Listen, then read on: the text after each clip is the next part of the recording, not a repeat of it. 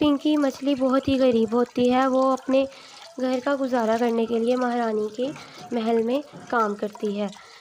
پنکی مچھلی غریب تو ہوتی ہے لیکن ساتھ میں خوددار بھی بہت ہوتی ہے، جبکہ سمندر کی دوسری مچھلیاں اس سے جلتی ہیں۔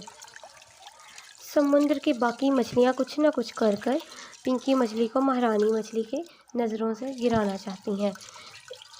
اس دن پنکی مچھلی کو مہارانی کے کمرے کی صفائی کا کام ملا تھا۔ جاؤ، جا کر مہارانی کے کمرے کی صفائی کراؤ۔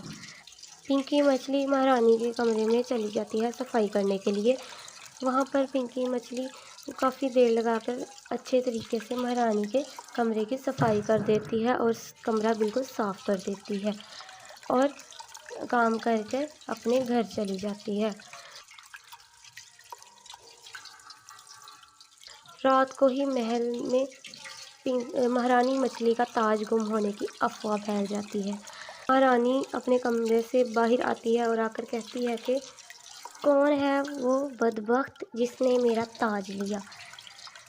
سبھی حیران رہ جاتے ہیں۔ مہارانی اپنے سپاہیوں سے کہتی ہے کہ پورے محل کی تلاشی لی جائے، میرا تاج غائب ہے۔ تو سپاہی محل کی تلاشی لینے لگ جاتے ہیں۔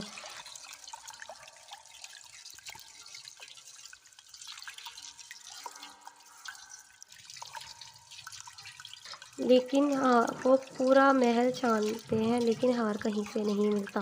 مہارانی مچھلی اپنے تخت پر بیٹھی ہوتی ہے کہ کالو مچھلی آتی ہے اور آ کر مہارانی سے کہتی ہے کہ مہارانی جی، آپ کے کمرے کی صفائی کل پنکی مچھلی نے کی تھی، ہو سکتا ہے اسی نے آپ کا ہار چرایا ہو۔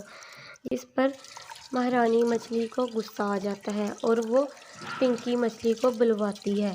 سپاہی پنکی مچھلی کے گھر جا کر اسے بلوا کر لاتے ہیں۔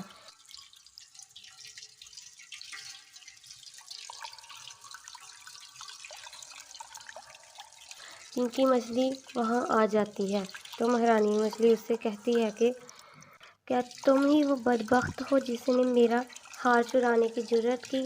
لاؤ میرا ہار واپس دو اور ورنہ میں تمہیں بہت بری سزا دوں گی۔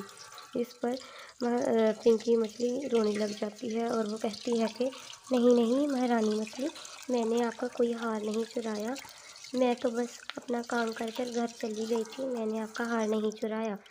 جس پر مہارانی مچھلی کو اور غصہ آ جاتا ہے اور وہ سپاہیوں کو حکم دیتی ہے کہ پنکی مچھلی کو پکڑ لو